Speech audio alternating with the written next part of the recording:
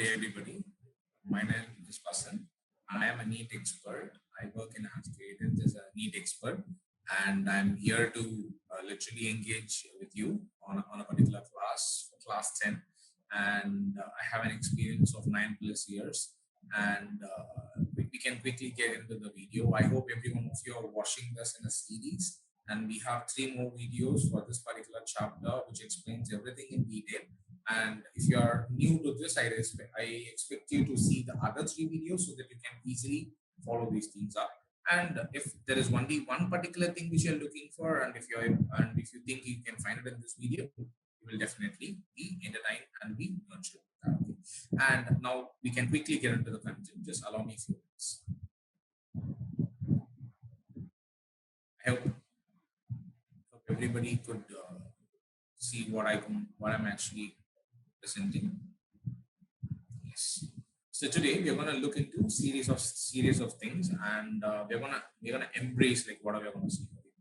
So which includes the following topics. So we're going to see sexual reproduction in human with respect to female reproductive system in detail, and then the gametogenesis. The gametogenesis, the process of how the gametes are formed.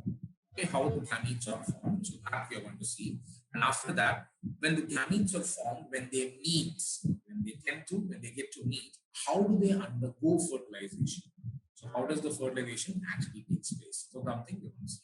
So after fertilization, what are the events and the steps that takes place, and what are the steps and what are the differentiations that you are going to see in that? Okay. So you're going to see all of them in detail, and in these, if you have any doubts, you're always welcome to like post them in our websites. So I will definitely answer, or we have some other experts who will definitely be addressing all these things. Okay. Now we'll get into the sexual reproduction. So sexual reproduction, we already got this thing. So how 2 organisms are involved, 2 different determining or representing 2 different sexes of an individual, and they both will be contributing the genetic material from their part, and they will undergo reproduction process, and they conceive an organism which has a new cocktail of chromosomes, okay, a combination of chromosomes, and these nucleus or the combination that is actually going to give out a special characteristic combination out of a 2 individual.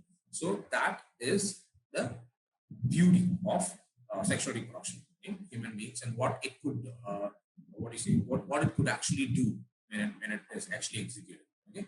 Now we'll get into the female reproductive system. So female reproductive system actually has few parts which makes it more easy to learn. But the functional wise, when you're talking about, it is very complex compared to male reproductive system. So why do you say that? Because in the case of male, so male just produces the male gamete and then delivers the part.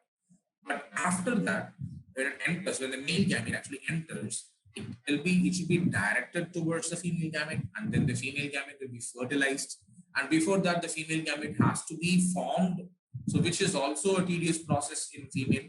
And then after that, it has to be nurtured, and then fertilization have to be like taken care. And then after that, fertilization, development of that fertilized egg should be taken care. And after that, the next step of fertilization could be like, making them into an embryo, and then after that it will be embedded into the uterus. So there's a lot of process. Okay, and after that, the embryo should be nurtured through the blood vessels of the uterine wall, and then nourishment should be like proper so that the growth could be maintained. And in the meantime, like the monthly cycle, the menstrual cycle should be stopped, and then the hormonal changes that the body undergoes to actually make all these changes. And then for the next beautiful 9 to 10 months, like the baby will be like completely developing in the, not in the abdomen or in the stomach, in the uterus of the woman, which is the lower abdomen. So that's where the fetus actually develop. So once after the fetus develop into a complete young individual, so it will be ready for the parturition process. So parturition is nothing but the delivery process. So when it comes to the delivery process, the organism which is actually formed in the uterus or in the womb, W-O-M-B, we call it womb. Okay, so this part will be like protecting the growing, embryo and then the fetus and stuff. So that after that, the mother will be like, after the child is delivered, parturition is delivery, parturition, I repeat, parturition, P-A-R-B-U-R-A-T-I-O-N, parturition. That's again delivery of the child outside the human body. So through their natural opening. Or in other cases, it can be a C-section, which is cutting the lower abdomen part and delivering the child out of the uterus in the unnatural way. Unnatural. When you talk about these processes, it doesn't end there. So once after the baby is outside, the baby should be provided with proper nourishment that is done by a mother herself. So that includes lactation and nurturing the child. So after that, the mother will be like taking care of the child for almost a year or two. And I'm not saying the mother will be doing it only for that particular time. It extends to a particular period of time, but there should be a proper nourishment that should be provided from the mother's side to the child. So this is how the tedious process or tedious work or laborious work that a mother or a female should be like, destined to do when she is conceiving the child. Okay, that's why female reproductive system is like, it might look simple, but it performs the most complex part. Okay, it's one of the most complex looking part. Okay? Now it contains a pair of ovaries. So as I already told you, ovaries are the primary reproductive organ. So why is it called a primary reproductive organ? Because it is responsible for production of ovum. So here it is mentioned as store ovum in them. So ovaries will have precursor cells. I repeat, precursor, P-C-U-R-S-O-R, precursor of ovum, precursors of ovum will be stored in ovaries. Precursors of ovum. We call them primordial germ cell.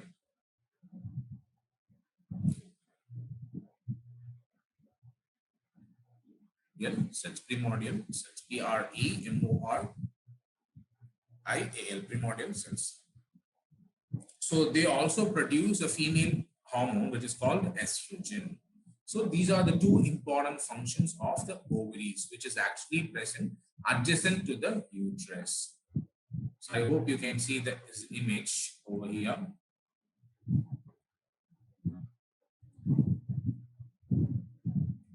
Okay, see, this is the uterus, and this is where you can see the ovary, and the ovaries are adjacent to both of it. Okay. Now, after that, we can also have the fallopian tube. So where is the fallopian tube? Fallopian tubes are also known as oviduct. So I can just give you a normal structural representation.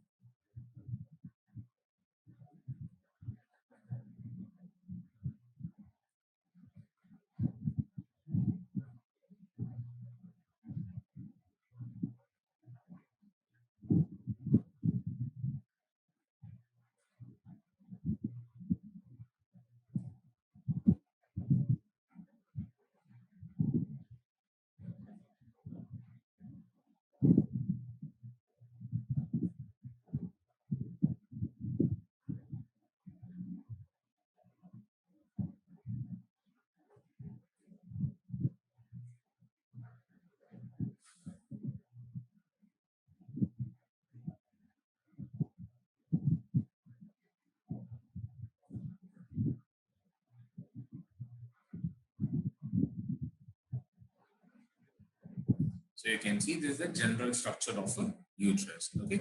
So in this general structure of a uterus,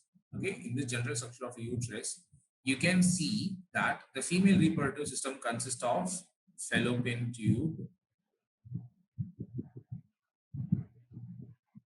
After this picture, like giving the rough structure, I will bring a new picture for you so that you can understand them much better. Okay. And this is fallopian tube, and this here is the ovary, and this here is the uterus, and this here is cervix, and this here is vagina. Okay, these are the regions. So now we'll read one by one. So the fallopian tube is the site where the eggs will be released, the ovum will be released, and it will be procured by the fallopian tube. Okay, a particular structure called fimbriae, and from that through the fimbriae, it actually pushes out. So it will be a finger-like production over here, like this. Let's imagine this is the fallopian tube. Okay, so this fallopian tube will be pushing the ovum. So let's say this is the ovary which bursts out the ovum. So after it is burst out, the ovum will be like suspended over here, and it will be procured by this, like, procured, not touching them, like, it will be creating a wavering movement. So it enters into the fallopian tube, and then it travels through the different regions of fallopian tube, and at a particular region is where the fertilization takes place, and after that it reaches the uterus, and during the process of reaching the uterus, it actually undergoes several multiplication and form multicellular structure, and after that it forms a structure called blastocyst. So this blastocyst literally gets embedded on the uterine wall. So that's when the fertilization is complete. Okay, that's when the fertilization is complete, and then the implantation is also over. Then we call that child had got implanted. Okay, child is got implanted.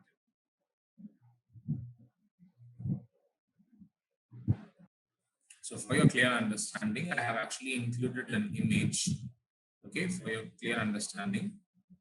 So we'll see that, okay. So when you see this image, which I'm going to share now, you can clearly understand the over picture. So let me remove the pictures from this place, okay. Let me remove the picture from this place.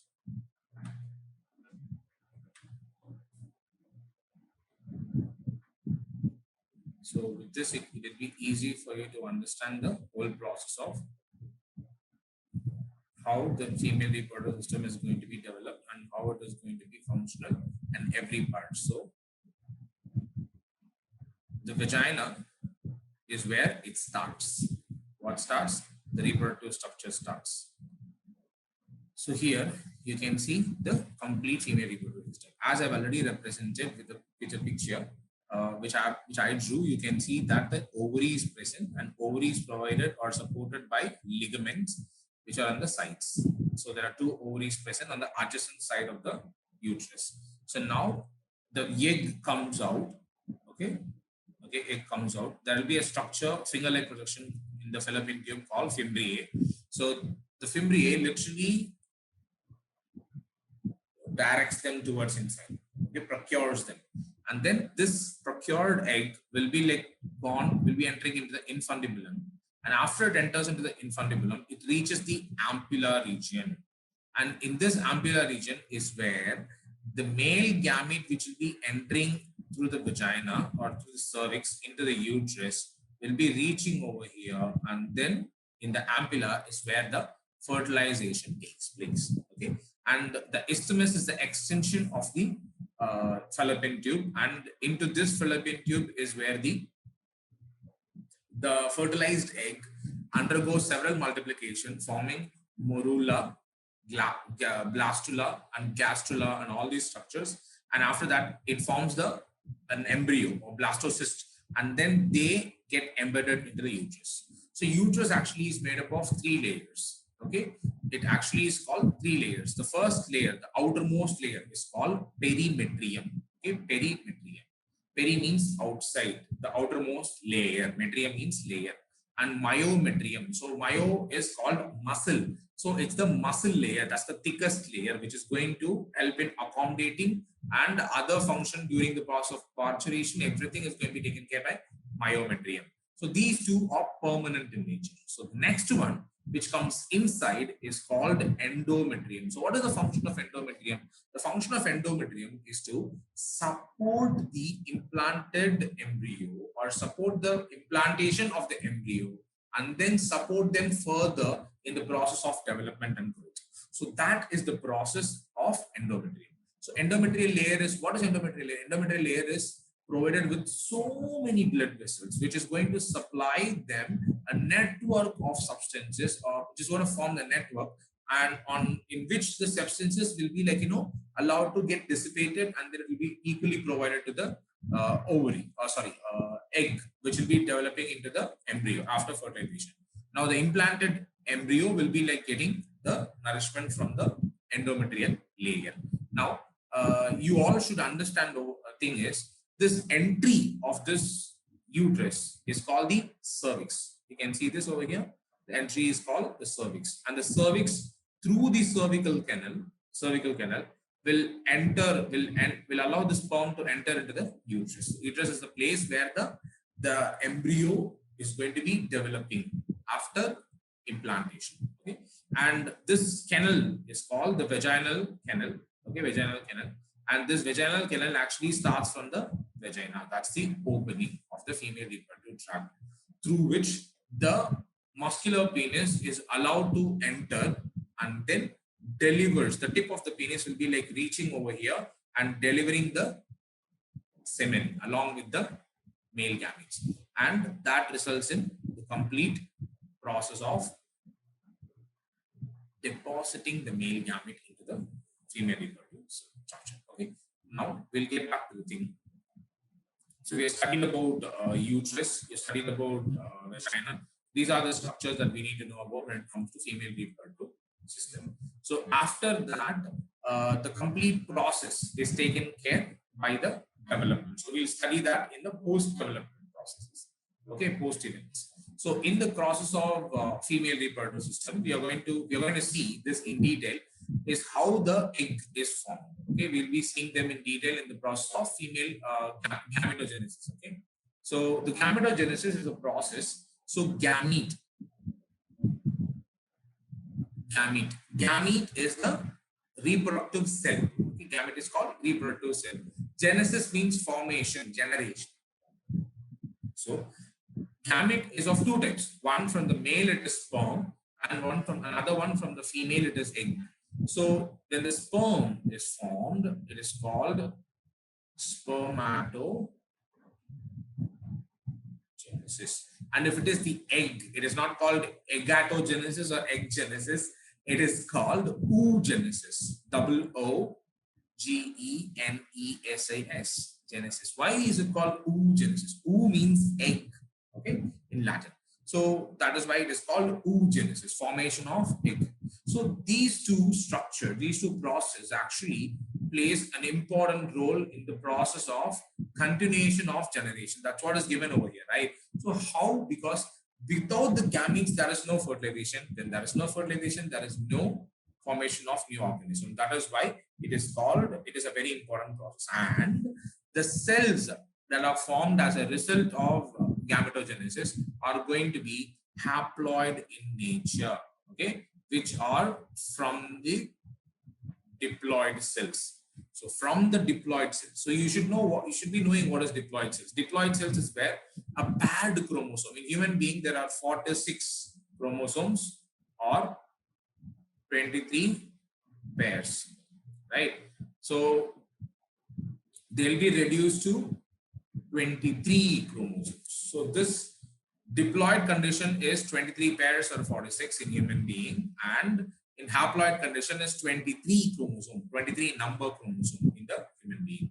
So this is called gametogenesis. Why is this gametogenesis important? Because it is that is the process where the organisms get to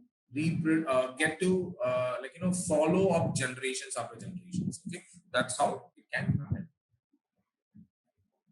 So in the case of male, we have already studied about this sectioning. So you can see, so it has several sections.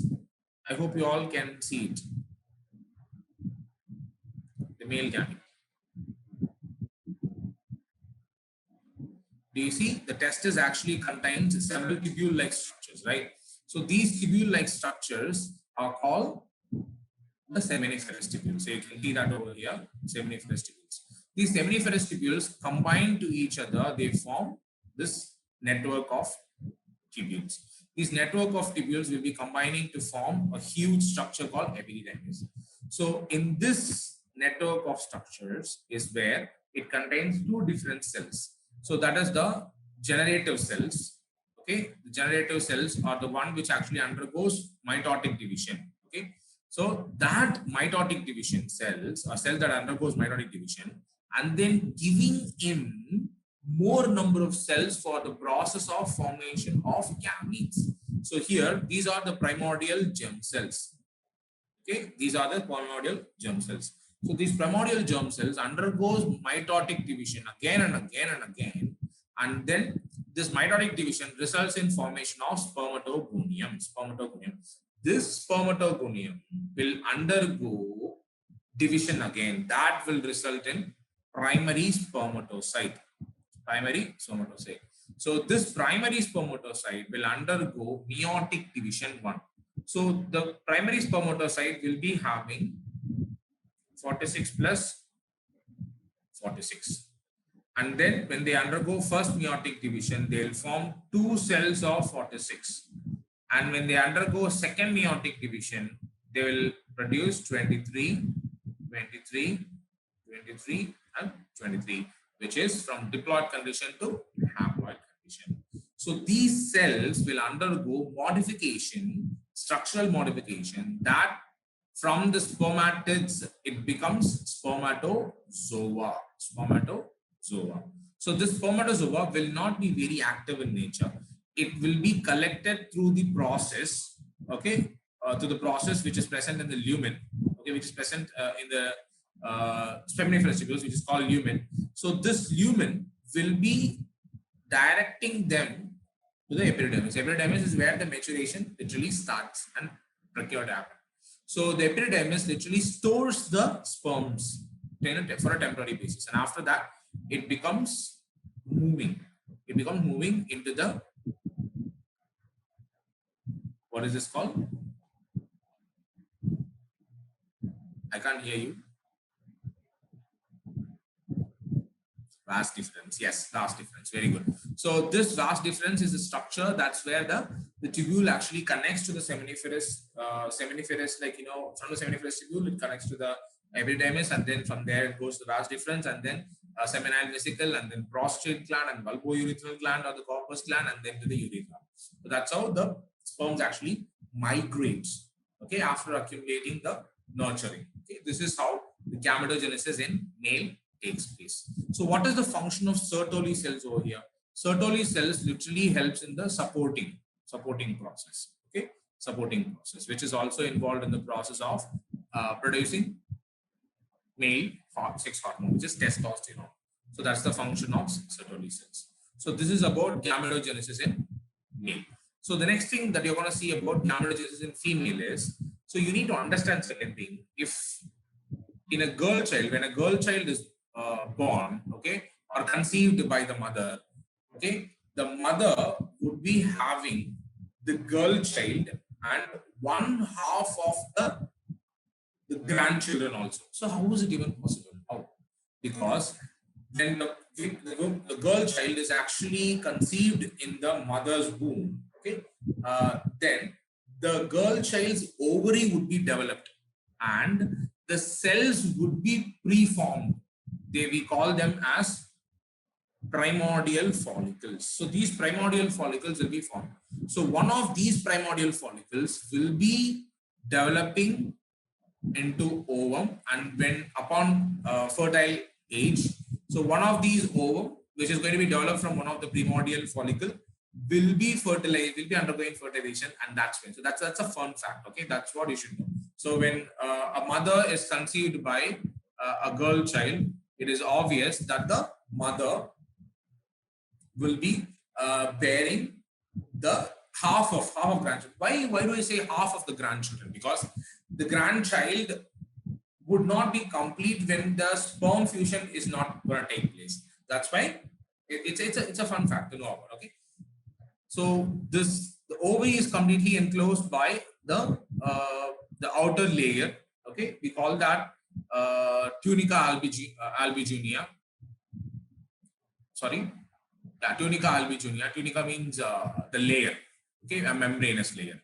And then inside they have, on the outside they have cortex, okay, and then the inner side of the ovary they have medulla. That's where the blood vessels actually comes in. We call them mesovarium and the blood vessels. Okay, so that is the functional region. That's where the nutrition will be supplied to the growing ovule, okay, growing ovule, follicle, we can say that.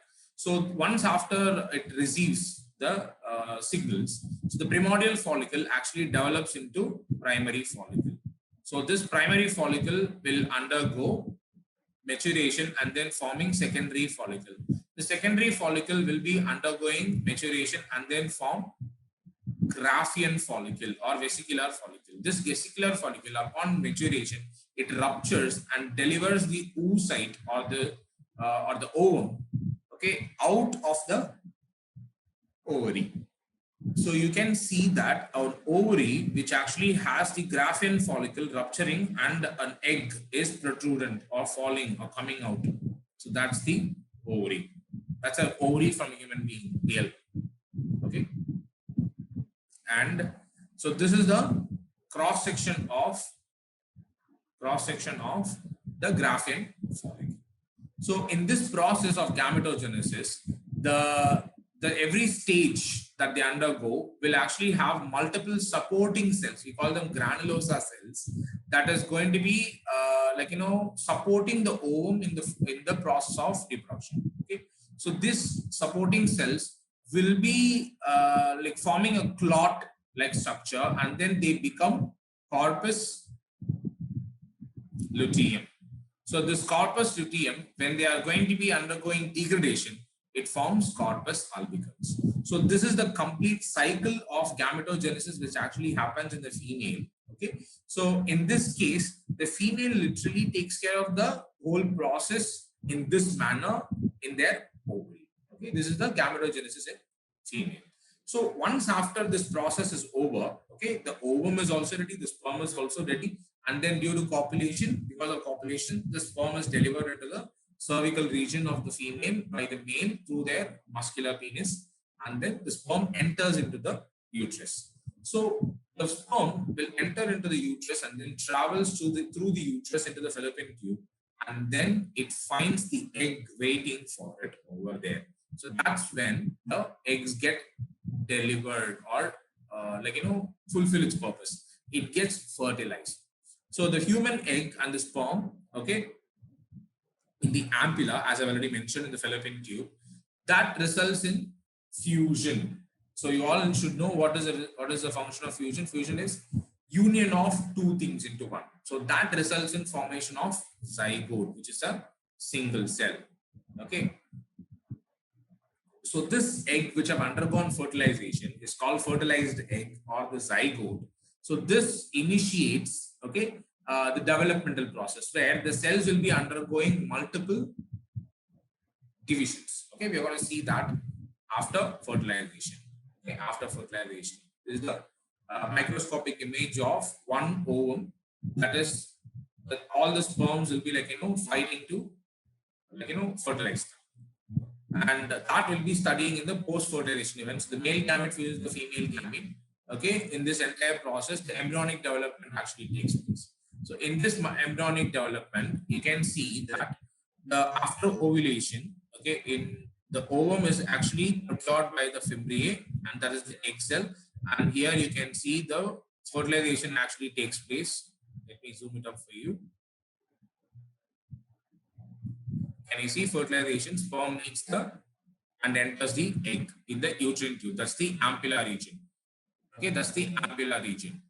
And in this process, the sperm fuses and then becomes the zygote. In this process, zygote, say they undergo a multiplication. They form a 2-cell stage. So which becomes a 2-cell stage, and after that 2-cell we become 4-cell, and 4 become 8, and 8 becomes 16. Likewise, it becomes a solid ball of cells with continuous multiplication of cells. So the solid ball of cell is called morula. Okay, and the number of cells which are present in them, every cell is called blastomeres. I repeat, blastomeres. Meres are unit. The blasto means layers of units of layers. Okay, the layers forming units. Or blasto means, blast means layer, and meres means unit. So the units which are going to form the layers. So that's what is called morula. And after that comes the blastocyst. Okay, So morula, and then they form blastocyst, and this blastocyst is where it will be forming a cavity inside, which will be forming a generative cell. Okay, so this cell will form a trophoblast, which is forming the outside layer, and blastocyst cavity will be there, and inner cell mass will also be there. So the inner cell mass is what is going to become the complete embryo. Okay, they are going to undergo several multiplication stages, and this will get embedded into the endometrium. So the endometrium will be forming finger-like projections, and the trophoblast will also be forming finger-like projection, which will be complementing, and they form the placenta. So if somebody asks me what is placenta, placenta is an organ. No, placenta is a specialized structure that is going to act as a barrier to avoid mixing up of the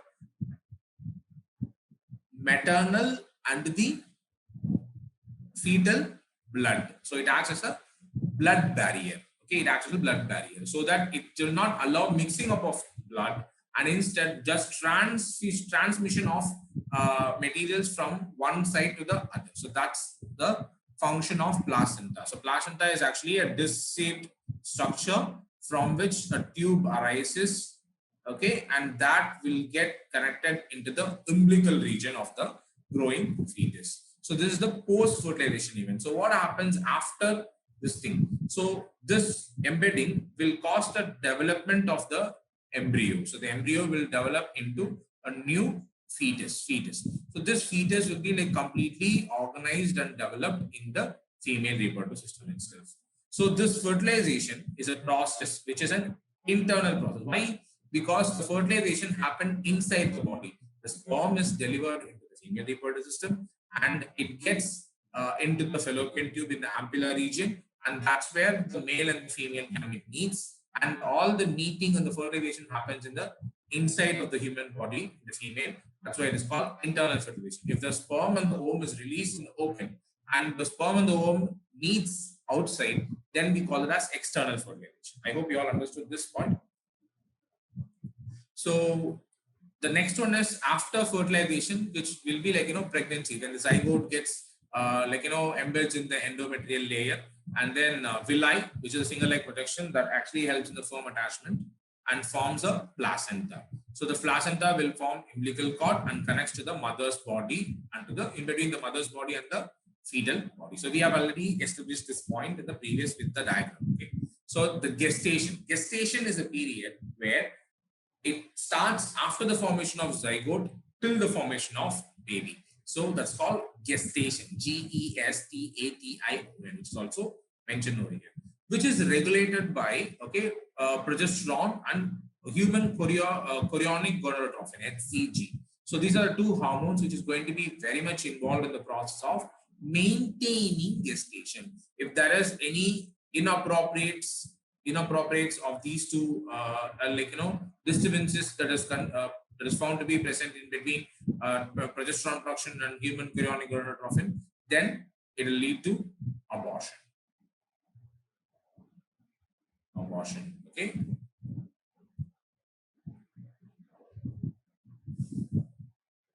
Disturbance leads to abortion. Now, what is parturition? When there is no such negative event happens, okay, this leads to delivery of the baby. So delivery of the baby results in is called parturition. This is act of giving birth. So which is facilitated by oxytocin and relaxin. Okay, oxytocin and relaxin. I hope you all are able to relate that oxytocin is one hormone that you studied in control and coordination chapter, under the chemical coordination, right? Like in the hormonal coordination. So oxytocin is actually produced by the pituitary gland that is going to perform the lactation part and the parturition part. So after which is relaxing the the region of the muscles and then causing the contractions in the uterine in the myometrial layer. So that results in complete push of the child. This is a reflex that you'll be studying all of this in the 12th standard classes in the chapter human reproduction chapter. Okay, so we'll be studying about it over there. So after parturition, the child is delivered with so much of effort that, and then that the child will be like very happy with the family. So now we'll see what is a few questions. Okay, what is reproduction? Reproduction is a process where the a young one is produced to create a successor who carries the combination of genetic materials to the next generation. We actually transfer the genetic material and make him like a suitable organism to survive in this society. Okay, so reproduction is one of the most fundamental process, which is going to be a fundamental process to be categorized ourselves as a living organism. Okay, so this is why this is what reproduction is. Next, what is fertilization? Fertilization, we have already gone through that several times. So a fusion of male gamete and female gamete is called fertilization. So fusion of haploid male gamete and female gamete, which results in formation of a diploid zygote, is called a fertilization. Okay. So if you have any more doubts, guys, like you're always welcome to pose those questions in our websites, and we are always happy to answer them. So feel free to post your questions. I'm really happy that we have traveled so far and learning lots of things. If you have any doubts, please post them in forums, and we'll definitely be able to answer them. And if you have any queries, feel free to approach us. We have separate teams who actually take care of this, and we'll be very happy to see you people in live classes. Okay, happy. Thank you guys. Thank you so much. Have a nice day.